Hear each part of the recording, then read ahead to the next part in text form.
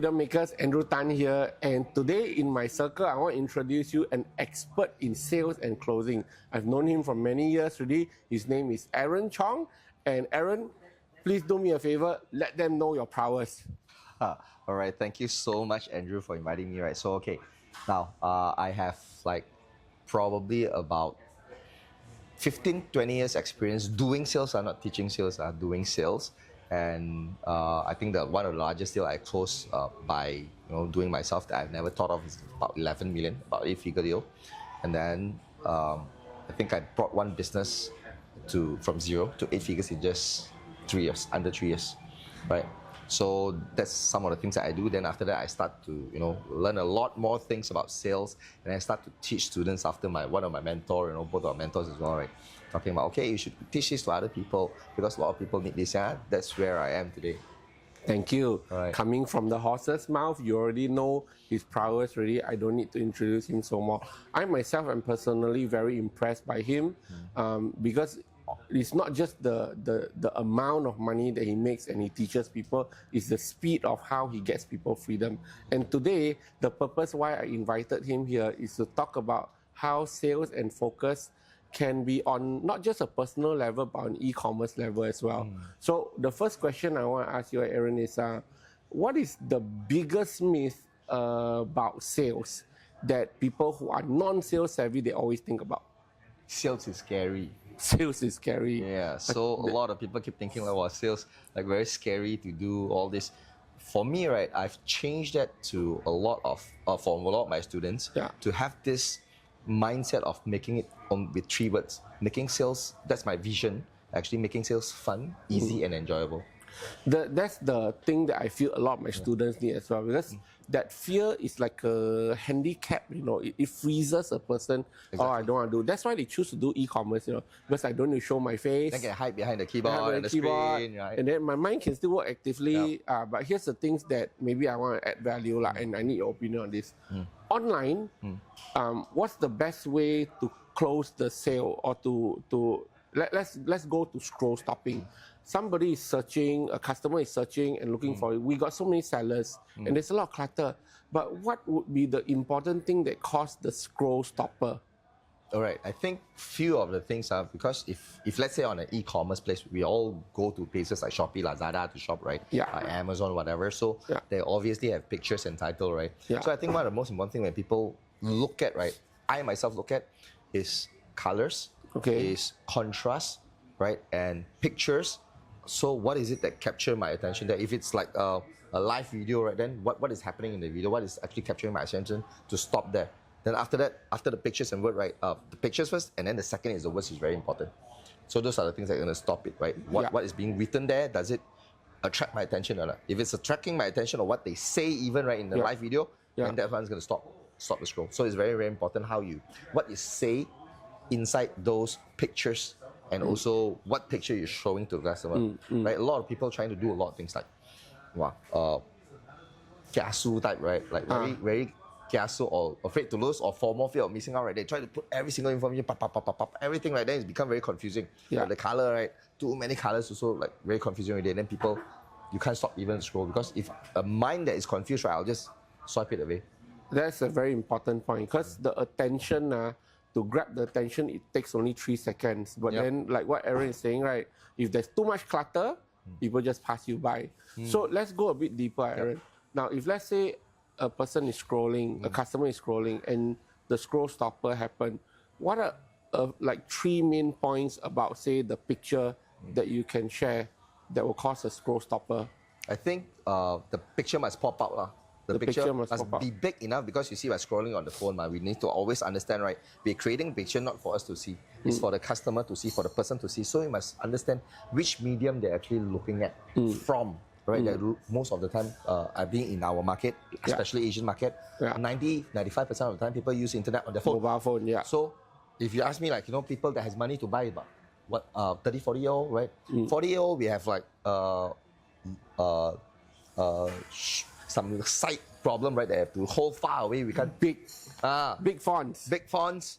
The picture must be like pop up a little bit, right? Clear a bit what the picture is, not like too small, and then go several different picture. I think one picture big enough for the product, the picture and the color contrast that you put it like black, white background, and then the picture itself, right? Or your product is white, then you have a black background on top of it, so it pops up, and then the words, maybe 2 to 3 words that pop up by the picture, like it should have something to do with an outcome that people, what the product does instead of what the product is. And many times people put too many things there, like pop, too small of a sentence or words, right? Like too long words. Then I have to squint and I have to open up and read. I won't read already. It won't catch my attention. Okay. So you put 2 to 3 major words that's representing what your product does. Like the one of the things that I buy from online, right, for my face. Yeah. So the product, right, is very clear one. Black color, white color background, just the big product. Yeah. And then the product name is already on the label. And then on top of that, right, they big in the bracket thing, right, very nice font, very big, reduce acne. Oh, reduce acne. So immediately I got it already. Like I feel okay. Now let me have a look at this. Then I look at the whole web page, right? They are like, reduce acne, soothe irritant, soothe inflammation, soothe inflamed skin. Yeah. Right. One of it is look younger or anti-aging. Right, so it's like 2 major points on it. There's not a lot of words. Then I know what the product is. Immediately I can process whether or not I want to go further and click into this product. Good points. Yep. 2 major points. Yep. Problem solution already in those 2 major points. Yep. Picture, big fonts. Yep. Contrast, white background. Contrast. So you need to contrast it, not like make everything same similar color. Oh, you say my product is blue, then I put a bit baby blue and what different hues of blue, and that doesn't work because it meets everything together. Okay, thank you. You all got that ready, huh? Now, what about the video? Now, when people come in, they click on the picture already, they go into the listing, they see the video. Okay, few things I think. One thing is the sound. If, let's say, sound is very subjective. Because sound, right, if let's say a person is actually scrolling in office, the moment you have video, have sound, they'll be like, then everybody know they're scrolling the video either on TikTok or on some kind of social media or some on the Shopee as well, right? So they hear some sound, they'll be rushing to go and close it. So I think, right, the video, you don't need sound also, okay, one. Subtitle, very important. Yes. The first subtitle, boom, you zoom out the subtitle or zoom into the product first, right? Or zoom into the usage of the product. Straight away demonstrate how to, don't go unboxing and everything. Right. Demonstrate the usage, the subtitle that comes out, the first 2-3 words that comes out, right? The moment they click the video. Or the permanent, what you call that? A permanent banner or permanent word. Permanent floating word or banner, right, on top of the video. Then you say about the either it solve a problem or give an outcome to a person. But here's something I think everybody needs to hear from you. You see, whenever somebody looks at a video, they won't capture the attention in like these first few moments, right? So is there like a recommendation to say, at what point in a video, then you start to put your most key important point? Okay, so I think within the first 3 seconds, right? In the first 3 seconds, right? Probably in the first 0 to 1 second, right? It's like people scrolling through, so you have a transition over. Okay, so I think if you want to really capture attention, let's say you put an arrow to the words that's going to appear later. Like all the arrow floating in or whatever, or blinking arrow, like for the first 1 second, boom, then the words coming in, and then the floating word, then it will catch the people's attention. So the people know where to focus. Sometimes because you are looking at a video in a vertical form, right? So, and then you need to also understand where is the part of the whole system interface, right? It's going to be blocking everything, right? Like where's the buttons, bottom everything? left usually. Bottom left, wherever it is, because different platforms or different places. You need to understand we don't put the words, right, or whatever it is, right, that is being covered until people cannot read. So don't be like so formal a bit. You go understand, like, go and measure everything first, right? Go and look at the measurements and scale that people give you, aero-tempered, and then put it in the middle where people can, you want to direct the attention, the eyes towards that attention first. Okay. That's how you do it. Thank you. So, see, we talk about the photo, we talk about the video. Can you share with us, like, in your experience of looking at so many media, what was one example that truly captured you and say, hey, this is great? Oh, I think one of it, right, is Durex. Durex. Okay. Amazing. You know, the whole ads, right? The whole picture a lot of empty spaces. Yeah. We call it white spaces or negative spaces, means it's got nothing one. Yeah. The product is right smack in the middle. It's not even Durex product. Okay. It's not even Durex. Okay. Durex is selling condoms, right? Yeah. They don't even show condoms. They don't even show the box. Okay. You know what they show? A baby cradle. Okay. A baby cradle with a price tag.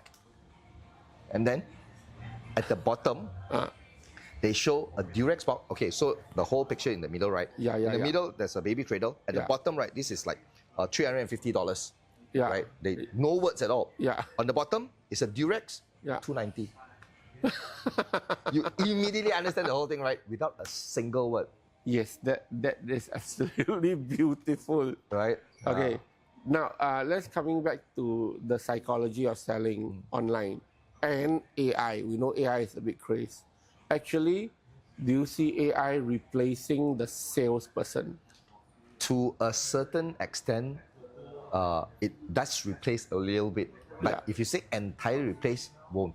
Because, right, the reason is that because AI can't feel emotion. And then secondly, my students have tested. Before they came to me, they thought like, they're going to use AI and try to replace learning from it. Because a lot of people use AI to learn, right? Like they want to learn sales through AI and let AI help them do sales, like replying to customers. So what they did was they take a screenshot, put it to AI, ask the AI to help me to reply this, right? And every single reply that the AI did, right, they said about 95% of the time to 98% of the time, it doesn't work. People also don't reply. Oh, That's what my students said before coming to me. Okay. Then I give them like one script or anything, right? That get them the people that don't respond, right, to respond. Immediately about maximum 100% reply.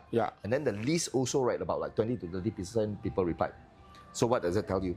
So it means today, most AI are having a general knowledge about everything. Okay? Things they see from movie, everything. So they won't know which one to pick up for you in terms of sales. But the problem is that if they are not trained in the principles or they don't have my knowledge, because I don't feed AI my knowledge. Right? So how then the AI would have a GPS of guidance of whatever principle that to be used during sales? You won't want. All right? Agree. So that's why anytime soon, I don't think it will replace. But let's say if you can use AI to help you a little bit, let's say in terms of customer service, like all the things that doesn't require human interaction. A little bit like ask a quick question, change the address, change this, cancel the ticket, some customer service thing. I think that one is amazing. Or customer service announcement or reminders, calling them, hey, you got this product, you haven't buy anything, you can use the customer service reminder. Or to probably, I've seen people try to use AI to open conversation to get appointments. Can, but there's a lot of nuances that need to be fixed because sometimes AI will break down. Right. So at any time soon, I don't see that it will. I don't see that it will because humans still can recognize which is an AI. And let me ask you one thing, Andrew. You like to, if you know you're talking to AI, you would buy from AI, I like AI to just handle my general questions. Exactly. But I want a human to service me if I'm going to part with my money. Exactly. Then don't tell me you want to wait for the AI, right? Hey, AI, I want you to help me with this. Oh, I'm unable to do that because this requires some human paperwork in the end or approval like that. Then how?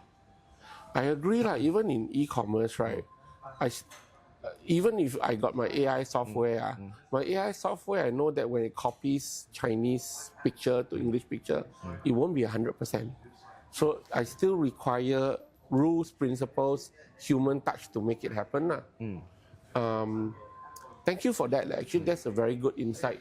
I want to move this conversation a little bit more to the person. So in the audience, right, of course, we got e-commerce people, we talk about psychology of sales, but then there'll also be people who are curious about actually sales. If let's say these people, they want to end up saying, Aaron, now I want to learn about how to sell. But then we know that most people who get started in sales, right, there's a lot of thinking patterns. I'm afraid of sales. I think sales is difficult, all this kind of thing. That's why they go online. But now let's say they need to go offline and they want to look at you as a trainer. And they want to know, are you good in what you do?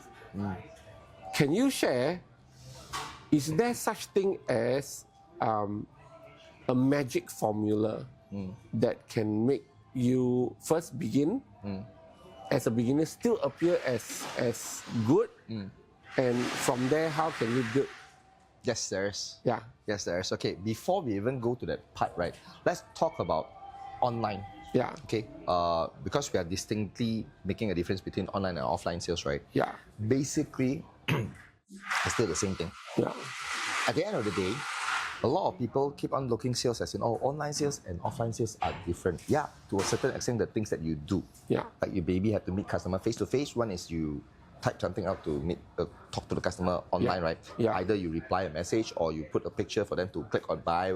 Okay, so the one that click to buy, right? So what we realize is that all these are smaller ticket items where the risk is lower for the consumer to buy. So even if it screw up, it's okay. Yeah. Like if you let's say you sell a $1,000 product online right now, do you think they want to talk to a person? Yes, they do. Definitely, right? Yeah. So if we at that time do not know what is the actual method or sales principle to be used in the current situation, then how would we be able to persuade the person to buy? Let's say they give an option, okay lah, you know what, I think this is good, I think about it. Then what would you do then? Most people will go like, yeah, okay lah, you come back to me later. And that's not just offline. Online is the same thing. Yeah, it's the same if thing. you want to sell a high ticket item, Yep. most of the online sales, the no-brainers are very low ticket item, Yep. $30 or less. Yep. But then the moment it goes into $1,000 and above, then can you share what do you feel is the formula online? Is it a funnel, a structure, or a system? Okay, let's not talk even about funnel, structure, all these kind of things, because these are just execution tactics. Yeah. Right? Every single funnel that you do, how you go there, how you go there, right? Yeah. But the most important thing, right, we need to know, a lot of people are missing this. They're focusing too much on the funnel, focusing too much on marketing, right? Okay. What to do, the ads, right? What's the tweak, right? Yeah. The most important thing we need to understand is not from our perspective. So whenever we do sales, regards to online and online, right? Offline or online, what is the most important thing in sales? What is the most important ingredient in sales or important component in sales that without it, there won't be any sales at all? Understanding the customer's problem. You mentioned the word customer. Yeah. Without a customer, right? Yeah. Who gives you the money? You tell me the robot come and give you the money and buy from you. No what? Yeah. Right? So the customer is the most important one. Right? So, and if we don't have the customer, there won't be any person buying from us, regardless online or offline. Correct? They have to meet you or they go online and buy something. Yeah. So right now, if we go and understand how we sell, most people are being taught on how we sell. Yeah. How this product is being sold. Yeah. What is the features of this product that I can sell? But that is from our perspective. Okay. So that's why we go like feature, benefit, all these kind of things. Yes. Like we think, okay, this is good for you, this is good for you. Yes. But we are not talking in terms of customer language. Yeah. So the thing that matters the most is not the funnels, it's the principles that you carry when you do sales, when you want to sell something. Because, agree or not, the only one thing that between you, the product, the company, there's a product, there's a customer. So something that in between, what was that? Okay. It's the interface. Either online, right, I can see what are you telling me, which is the picture, the description, the price, every single thing. Like when I sell offline, it's like we're having a conversation. So what's the thing in between? It's the conversation, what I tell you. That is the most important thing. And we can do that in two ways. Either we tell what we want to tell, which is we talk what we want to talk, which is the product, what we know in sales as a normal way of selling. But what matters most today is if you continue to talk that way, do you think it matters to the customer or not? Yes, it does. Let's say, but the relationship is still important. correct. But let's say if I tell what I tell to the customer, right, as a salesperson from my own perspective, does it matter much to the customer? To the customer, it's like, what are you trying to tell me? Exactly. You're trying to sell me something. Correct. They'll be confused a little because you're trying to sell because you're trying to sell. Yeah. Right. So if you have the right principles, which is based on customers' decision-making process, their behaviors, if you understand customer that way, right, using that principle first, which is customer, their mind, what they think, their psychology, because everybody is a human being, regardless online or offline, they're going to buy. Yeah. If you understand that, then it's a thing that don't change. Because the product can change. Then every single time we sell product, we need to change how we sell. Yeah. But what is the guiding principle behind that? Do you in your mind already have like a structure that you use? Yeah, it's a guiding principle that I know what is it that we need the customer to do. Like they're making decisions. Every single thing people look at, right, they're making decisions. Okay. And then having psychology. So there are certain things going on in my mind whenever I sell something. There will be like things that I need to do inside my mind, right, in order to craft the message out. Because the message that we craft out or the picture that we put out, right, matters to the customer. Yeah. Because that's the only thing they see. Yeah. Right? Or what I tell you offline. Yeah. So it's the same thing. Okay. It's all about information that you give out to the customer and whether what principle you use to churn out or create that information. Either you churn out as a very traditional way like everybody else is doing. I talk about the product, I talk about the benefits, I talk about what I think about the product, what I think is important to the customer. Not the actual facts of the human psychology, what is affecting the customer and how they perceive things, what their psychology is. I got you. So it's always the customer, what is their perception, what's the psychology, and before how they even make the decision on that sale itself. So we need to understand that first. Yeah. But that takes a long time to understand, to study for sure right? Yeah. And that's why I know this sounds like a devil's advocate question. Most of the time, we understand it's a process, it's a skill that we need to learn. Yep. But for our audience here, is there like one magic bullet that you use that has worked majority of the times? Okay, so if majority of the time, right, the biggest thing that a lot of people are telling in the market that knows how to sell, right, is that, or knows how to market, I think working all the time, you need to understand that in order for anybody to, you need to know that they're making a decision. Yeah. So we need to identify at least, at the very least, the pain that the audience or the customer is actually thinking about, and then using it in their own language, and then give them a way to move away from the pain. That's the same psychology you have online.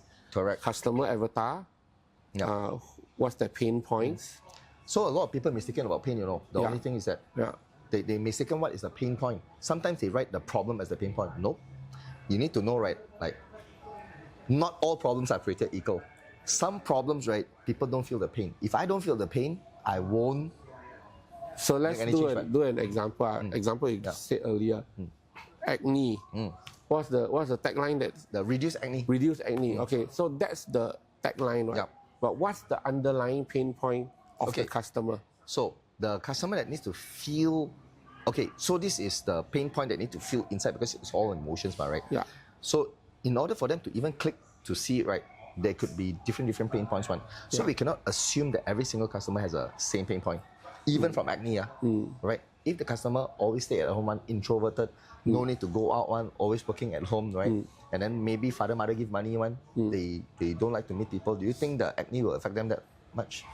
No, because they don't see people. Correct. Yeah. So it's all about insecurity. Yeah. So if they feel insecure about themselves when going out at time, right, they say, oh, this acne coming out, especially girls, right? I want to go out, I want to meet guys, also cannot. Maybe they're longing for a partner all this while, right? They haven't got a partner. And they go out and they meet people also very hard. Okay. Right? So that means today, if they feel that, then they would say, okay, you know what? They experience it already, I'll click on it and see whether this really reduces acne or not. But some pain, right, also not coming from the outcome itself, which is today, just now I talk about the underlying pain, which is I will need to go out and meet people. I want to find guys, but people find me unattractive. That's painful to me, right? But there's also another pain coming from maybe using other products. Right now, I paid a lot for other products, but it's not working. I see. So that could be a pain with another solution, right? So what you're saying is multiple angles of pain points for different people. And it's the hardest thing to find is the pain point because this requires a lot of principles to understand in order to find out the pain from different angles. Here's the thing. Nowadays, our world is so fast-paced. People don't really have the patience to learn, like discover all the pain points and all that. The question I'm trying to ask here is that if, let's say, there can be a way of thinking that can help bring out a pain point, how can I first find that pain point? And how can I, in a very short messaging, imagine if it's a scroll stopper, how can I use one pain point that can capture the audience? First of all, right, I think that's a very good question. We all wanted to do that. Yeah. But that's a wrong thinking. Thank you for that. The reason why? Because if we keep on thinking there must be one pain point that captured the audience, right, that means we are leaving a lot of other audience in the dark and they are not clicking that could be potentially buying. So instead, right, we need to think like, how can we find as many pain points as possible? And marketing is all about testing. Multiple testing of different... testing, because we cannot say, a lot of people are doing this. I come up with one picture, spend 10 days, do that one picture with that one pain point. Yes, this is the winner. When it doesn't work right, they get demotivated. Yeah. And that stops people from getting results. So in other words, the person needs to study the customer avatar, write down every pain point, but every pain point split test. That will be the longer period of time, right? Initially, you need to do one longer period of time. But after that period of time, initially, that will be very quick already because you're doing testing already. Because doing testing, you're getting feedback and you're talking to customer more, and we start getting customer, start seeing the pattern, then you'll be able to find the pain point. So I think one of the questions to start finding the pain point is this: like this problem, does it have an impact to the customer? Beautiful. Thank you very much for all these insights for now. Let's take a break for now and then we come back to touch on the next points, okay? All right. Thank you very much for being here, Aaron. It's been a really good session. Let's continue it again. Okay.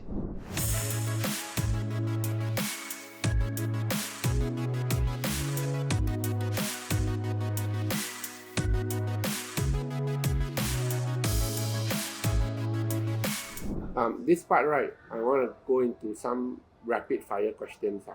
And the whole idea is that sometimes people just need to know all these little snippets. So, first problem, I sell online. I don't need to show my face. Why do I still need to learn sales techniques? Very simple, man. You want people to buy, the platform sells for me. Shopee, Lazada, all got platform sell for me. But how many people sell almost the same thing as you? Many, right? A lot. And how do you want to differentiate yourself from the people? If you keep on using the things that you see, you copy, right? Yeah. Then how do customer want to choose? How do customer see you want to sign up? So that's why we need to learn human making decisions. What's the principle behind it? All the psychology behind it, so that you can be different for your customer, and then they can say, "Oh, this one says something that hits my heart. Okay, let's click into it and see it." Good point. So that's the thing. Yep. Pain point, customer problem, split test all your different narratives. I think most important is the principle of how you want to come up with the message to get the customer to buy. Because you either use what you know right now, or you use either a principle in sales which is based on human psychology and human decision making. If you know all these principles, then you can craft your message in this guiding GPS. If not, you will use whatever that you know last time, right? Okay, test you a little bit. Let me take something and pitch me this in the shortest possible time. My iPhone cover. Yep. How you sell this in a very short period of time? Okay, Andrew, do you always use your phone outside? Yes. And do you tend to drop it? Have you noticed that iPhone right at the back, right, is very slippery? Yes. Right now, the new one. Yes. You got sometimes use your phone, right? You hold it very hard because you feel that it's dropping. Yes. Now, if you drop your phone, how Screen crack. Screen crack. And my 1,500, to fix it. Very painful. Very painful. It's expensive. Exactly right. So it's a new phone that you're getting attached to using every day, right? Yes. So what is the cost of protecting the phone with cover? Priceless. It's a very small amount of money. Yeah, about $20, $30, $40, $50 maybe. Yeah. Comparing to the new phone, comparing to the screen, yeah, which is 10 times more. So don't tell me, right, you would rather pay 10 times more than the cover itself. So let's analyze this out. What's the pain point that you're targeting?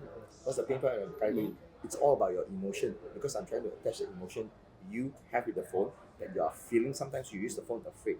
So you see, right, in order for me to understand this, is that I have to go directly into your mind and do, the movie Inception. Yeah. I have to insert into your mind, right, as a user of the phone, right, and think through, right, what a user will go through that experience. Now, this doesn't just happen overnight. A lot of people say, wow, Aaron, so quick when you can. That's why I say I can sell anything under the sun. Because we don't understand about the product, we understand human being. Exactly. So the beautiful part in this conversation was it was never about the iPhone cover. And did I ever talk about the iPhone cover? Nothing. Did I talk about the feature? Nothing. But did you feel the urge like, oh yeah, Lord, this guy makes sense, I want to buy? Correct. So see, the emotions play the biggest part. So this one, even if you don't buy, right, it will get triggered already. Right? So there's few different levels in sales. Number one, people always talk about the product, features and benefit and everything. Number two, people talk about the problems it can solve. Right. Number three is that people can find the customer reasons, own self reason to buy. And the fourth, right, even the customer don't want to buy, you can trigger the customer to buy. Yeah, beautiful. Love that a lot. Okay, now, if someone is an introvert and hates talking to strangers, how can they still become a top closer? Introvert and afraid to talk to strangers. Yeah. So, in fact, let me tell you, some of my students that are best performing are introverts. Okay. Because people that are extrovert, right, they talk too much. Yeah. Introvert talk with intention. So Okay. when I teach them my principles, they will talk with the intention of whatever that's underlying the principles of sales. Yeah. So that they will talk whatever that's only needed, required. And then they actually end up closing more customers. So what I'm trying to tell you is that for an introvert to be able to talk to customers, sometimes because you do not know what to say, it's taking a lot of your energy trying to figure things out. Yeah. So an introvert, once they know what exactly the formula is, what to say, because they're more analytical person, right? Because they're introvert, they go and analyze, they know what to say already, got a structure to follow. Then they just say what is necessary, and it doesn't drain their energy. And then they'll be more likely to talk to people. I like what you said, very intentional. Yep.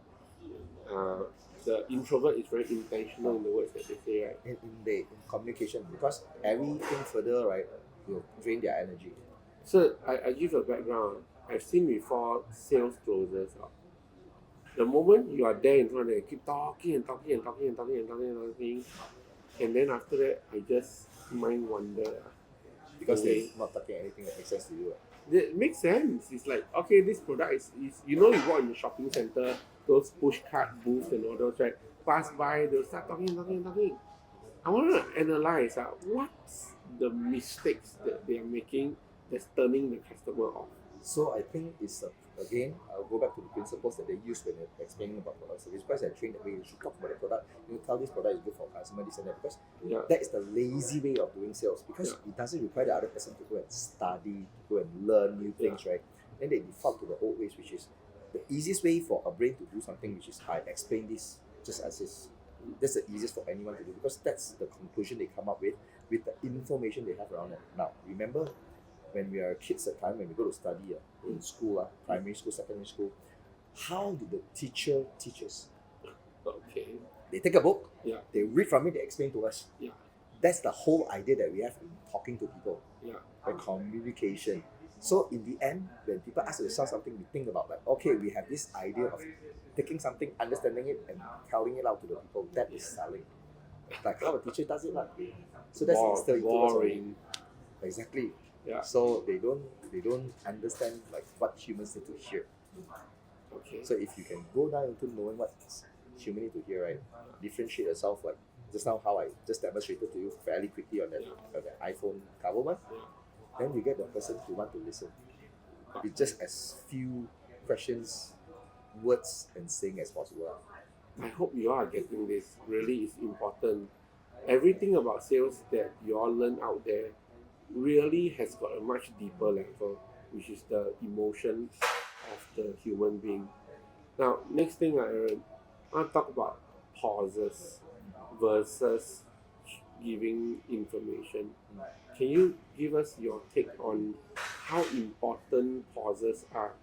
Pauses as in Like when you are communicating. When you're communicating, how important is just stop talking, pausing? I think people underestimate the power of pauses. This is one of my strategies that I teach people, teach all my students. Now, I used to not pause. I used to be the person that's extroverted, talk, and stop. Yeah. What I found out is that people need time to catch up. Not everybody is a person that gets everything at once, that follow everything. Sometimes you need to let a thing that you say land, a point that you say actually makes sense, and let them digest it and the brain process. Because if not, the brain can either do things. One is they digest the information, or they're trying to absorb the information. The more you talk, they're in the absorb mode. Absorb mode, they can't digest, they can't understand. Okay. So if they can't understand, then that one will put one side, because the brain want to conserve energy now. Yeah. So pauses are there to do two things. One is to allow the person to actually feel like, okay,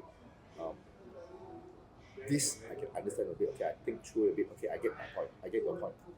Okay. Right? Then they understand it.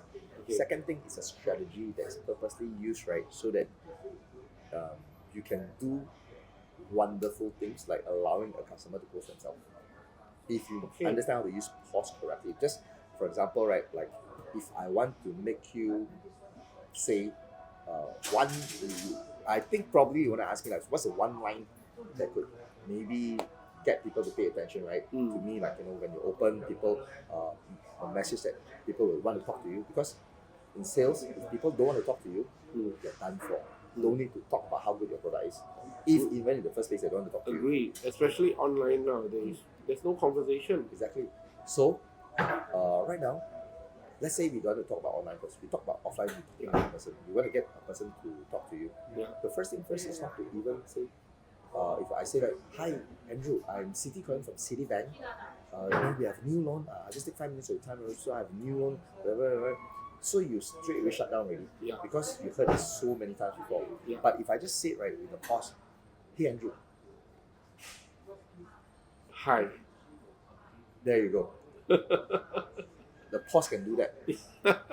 But if you everything just like machine gun, right? Yes. People don't even have a chance to give that response to you. When people don't have a response, they are becoming passive. At the back, they just listen, and then they listen. Oh, okay, the same boring thing. Prop. So simple. Exactly. It doesn't even require a line. It's just, that's why I say it's more about the principles that you use in sales as opposed to like the scripts. The script come from the principles. Yeah. If your principle is wrong, if the guiding format and structure and the system is wrong, or even if your principle is wrong, the whole system at the back is wrong. Very good point. Yeah. Just a simple pause. Got the acknowledgement. Got the person to start the conversation. So that you continue. I have a chance to continue and they are willing to listen. Because it gets them curious, right? Yes, correct. Exactly. If they're not curious, they'll be like, okay, this part point noted maybe. Shift a little bit to online now. Yeah. So online don't have this kind of human conversation. Then how can I still capture that attention? just like what we said just now. So the most important thing is because it's still about a message. All we need to do is understand it's never about the pictures yet. It's never about the videos yet. It's never about the words yet. What we need to understand as a basic principle today is that you see when you want people to buy something, the person must know something first, must absorb the information first. So it's all about information giving. What information you present to the person, whether it's in video format, picture format, words format. So the majority of information and how human understand information is true right now. Actually, that I got you already. The pause online is actually the just one information. Doesn't need to be complicated. Exactly. Just that one information that got them thinking. But what do you need in order to create that information, that particular thing you want to say? The principles behind it, the principles on how you use also. Like, is it based on human decision making, or is it complying with the human psychology? And the direct example you gave just now, no words. Exactly is that pause. But you understand, right? Yes, I totally understand already. Just a trigger, but the trigger hits the emotion, then pause. And then the person will like, hey, what is this? Yeah, I get it. It will keep you thinking, so you need to pause the person in his track. Yeah, thank you for that. Let's say, you are browsing through, you sell the diapers one, right? Yeah, so let's say diapers, if you put a diaper there, and then you put a picture of mother cleaning shit, or the dad cleaning shit because no diaper, or cleaning the wet towel and it smells. I already can picture my picture already. Expensive mattress, maybe put Simmons brand. Yeah. Pee stain. No lah, put shit stain on the baby one. Shit stain, pee brown stain. a bit. Then you put the price between cleaning that You don't even need to put the price. People understand the trouble of going through that thing already. Yes. Right. So this is the way that we think through how you want to present something, right? Yes. It creates a big pain for the customer. Yes. So that one, $500 service fee to clean. Yeah. Diaper, 35 cents. Or 20 hours that they have to go and clean themselves if they don't want to spend the 500. Yes. Right. Yes. That shows a very big comparison of value. Very good. Oh, beautiful. So I hope you all take it already. All your pictures, all your videos, it comes down to that internal emotion that the customer is feeling. But this is the hardest part. The pause, I think, is the pause is the seeding and the pause that's most important. I think, yeah. And to get that pause, it's all about understanding what the customer has going on in their heart, in their brain, right, what they're thinking about. And usually, right, 90% of the time, or I would say 95% of the time, if the person is not trained in sales principles, in a method of selling, they don't have a sales system that goes through a set of repetitive homework or whatever to come up with all this kind of messaging, right, to get the pause, then they're doing it wrong. 95% people are doing it wrong. If you go to Shopee, Lazada, all these kind of places, you will see that a lot of people are. It's a very standard thing on Shopee, Lazada. Yeah, so they do the standard. They use the Shopee way of doing it, right? So most people are not trained, and they don't have it. The reason they are not trained is not because their fault, it's because they don't have the awareness of knowing that they should learn something like this in order to sell. All they know is like, okay, I just follow Lazada. Okay, right, I follow Shopee. Shopee give the guideline, I put the guideline. Right? Then if you see, if you are one person following the guideline, imagine 10,000 other sellers going there. Do you think they follow the same guideline? I got a reason for that. Because if I put the secret weapon on Shopee, Lazada, it'll get copied so quickly. Yeah. But instead, what I'll do is I'll put the standard stuff on Shopee, Lazada. Put the secret on your website. Put the secret on my website. Great. But in between, I'll use Shopee, Lazada to build my database of customers so that I can bring them to my website. That is customer acquisition already. Okay, exactly. Damn so good. I will seed the cheap products online. So they want to go to your website. Just to come to my website. And how I do it is, when I send the package, I put a secret note inside, scan this QR code, free gift, free shipping, and the value is even more than what they paid. Exactly. I think that's a very, very brilliant strategy. And a lot of people need to know how to actually do this and understand the thing behind it. But many people are afraid to lose the money in the first place. That's the part. And they don't understand what is called investing in their customers. But I gotta say, most of the time, right, those newbies to overcome these things, right, all they need is that third replacement order. They'll overcome this fear already. This initial part, I'm afraid to lose in the front end, right? It'll go after they start to see the system work. Yeah, for sure. So I think the thing is that either you as a guider or speaker or trainer that trains them, right, you either force them to do it. Force them to do it, they understand already. Yeah. Right? Because if not, right, the fear will overcome them. They think too much, they don't even do they don't start somewhere. Because it is more expensive to acquire a customer. As each passing time goes through, right, like each passing month is more expensive to acquire, because imagine this, if the first month you can acquire the customer, what's going to make you think like whatever you do in the first month exactly the same? I'm going to acquire a customer in the second month, third month, fourth month. And then fourth month go through, you lose 4 months of sales, Yeah, exactly. And a lot of people are saying, it's just like a frozen time. So the amount that you put in this particular period, let's say you dare to invest to get the customer, you lose a bit of money first, you make back so much more. Because if you don't lose that money, you say, okay, maybe I say 1,000, Andrew, very expensive, I save it first. But because of that, these 4 months you lose 50,000 sales. Exactly. But if you do that 1,000, you gain 49,000 in return. That is what most people don't understand. And this is something everyone needs to hear. Exactly. Not just from me, but from Aaron himself. These are all sales strategies, customer acquisition and sales strategies. Okay, so now we got to wrap this up soon. And I know that in my community, right, not all of them are just e-commerce people. There'll be people who are thinking of doing sales. There'll be people who are already doing sales, but maybe they haven't been guided. I'd like to ask Aaron, give them some examples of people like that. Either they are currently a salesperson not doing well, they came to you, what's a case study of somebody that overcame this? Okay, I got a lot of case study actually. If you want to count, I can't finish counting. Maybe thousands, right? They actually paid already to learn something from me with the sales system, right? So I'll give you some major examples like dramatic changes. Property agent, Celine, because they're selling high ticket items, like very high, not the 300, 400,000, you know. They're selling 1 million, 1.2 million, 3 million, 1.3 million kind of condo, not landed. Landed, I still can accept 1.3 million. This condo, 1.2, 1.3 million, how you want to sell? The amount of people that can buy is very little, right? So during COVID that time, right, the company forces them to do cold calling. And she hates it. The reason why is because she don't have the right script. Keep getting rejected. Who like it when keep getting rejected, right? Yeah. She came to my class. I teach her my system. I give it to her, and I ask her to do the few most important things on it. For 7 months before that, right, she gets 0 sales.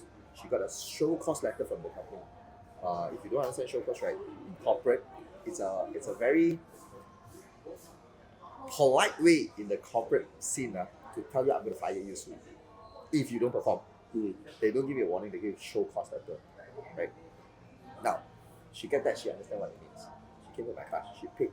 Because she tell me like, Aaron, all my company training, coaching are all being paid by company one. First time she ever paid for her own training for sales. After don't know how many years in sales. 7 months no sales, came to me. The next 5 months did 20 something million.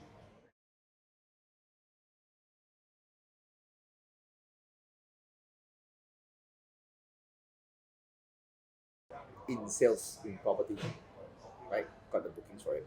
Then of course you still have to wait for time to convert now. So for me, right, some people will tell, Aaron got booking only doesn't matter. But the thing is that if you didn't even get the booking, how can you get any sales? In-house versus expertise.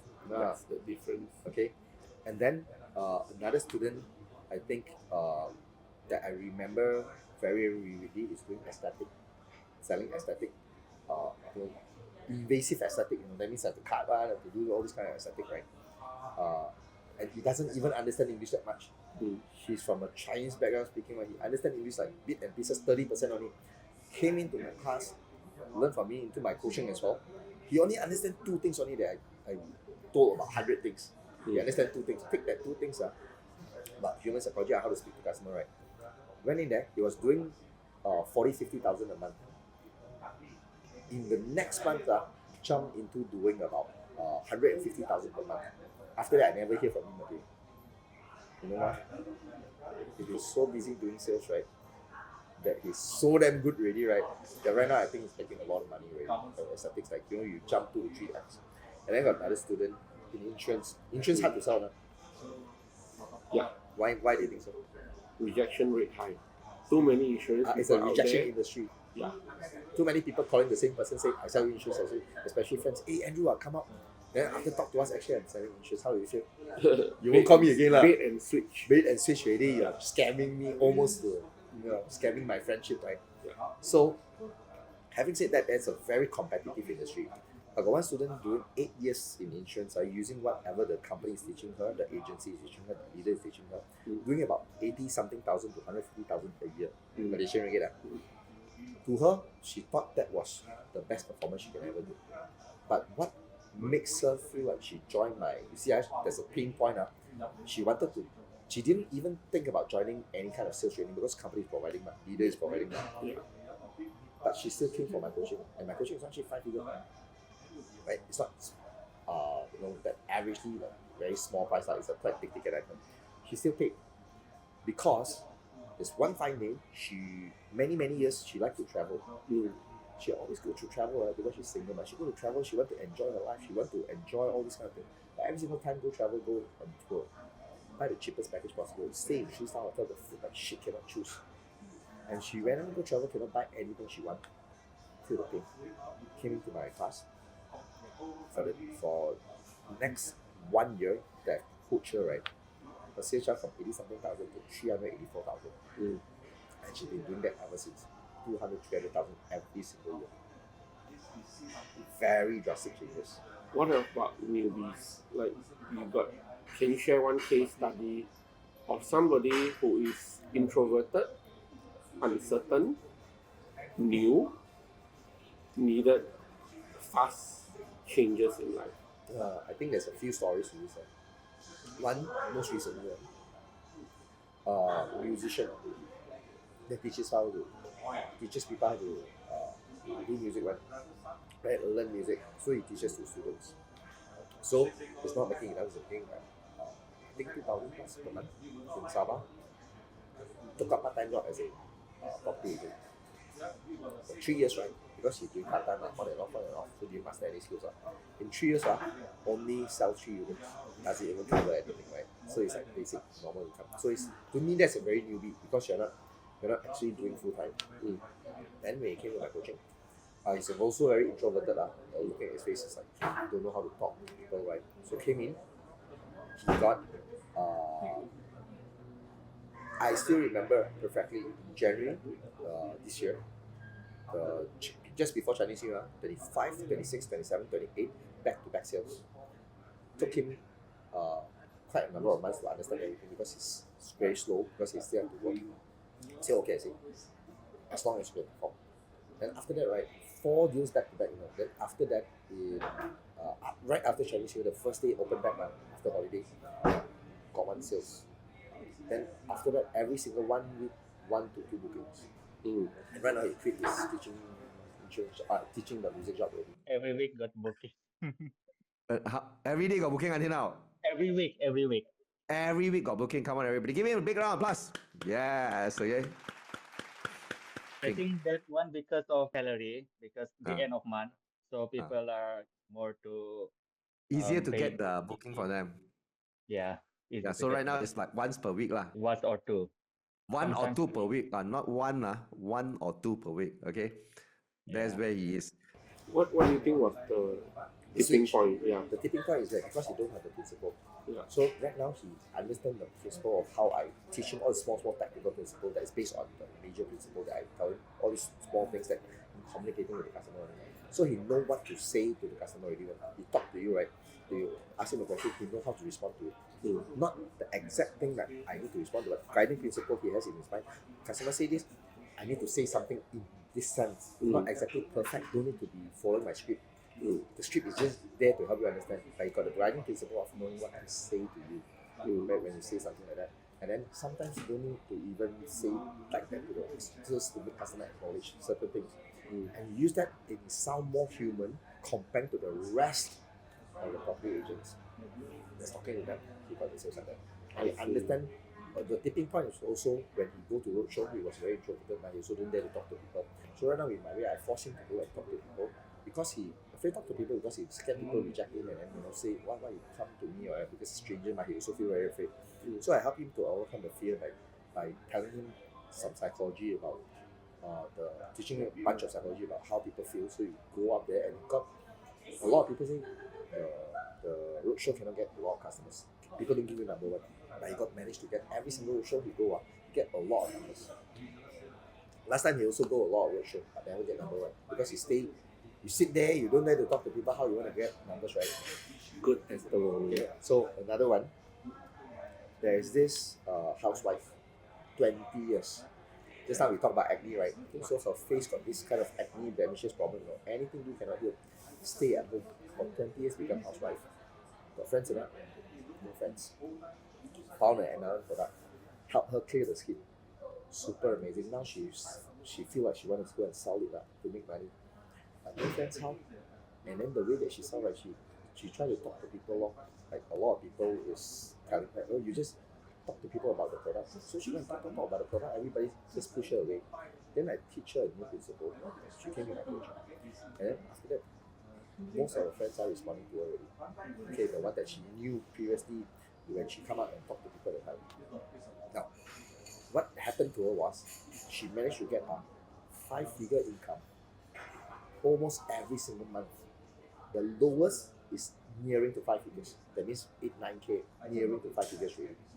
And then I think that's a very good achievement for somebody who was 20 years, got no experience at all in working, no experience in selling, no experience in communicating with people, and then got self-insecurity issue because of the face. And and managed to make 5 figures. So I think that's a very big transformation. Right? That's a big transformation. How many people are actually getting 5 figures? Not many, right? Not. It's a maybe After less diploma than degree? half of the population. Even if you get a degree, right, study for 4 years, you think you can come and get a 5 figure? She 20 years in hibernation, never meet the world, come out and get 5 figures. So what's the difference? She know the principle to sell it. Agree. Right? Yeah. That's all the time we have for today, and I truly appreciate your input to my community. And for ladies and gentlemen, you have heard Aaron. He's a dear friend in our circle. He's the sales expert, closing expert, psychology of sales expert. So if you find this valuable, like and share, but also get in touch with Aaron as well. Okay? Thank you very much, ladies and gentlemen. I'll catch you soon in our next interview. Thank you, bro.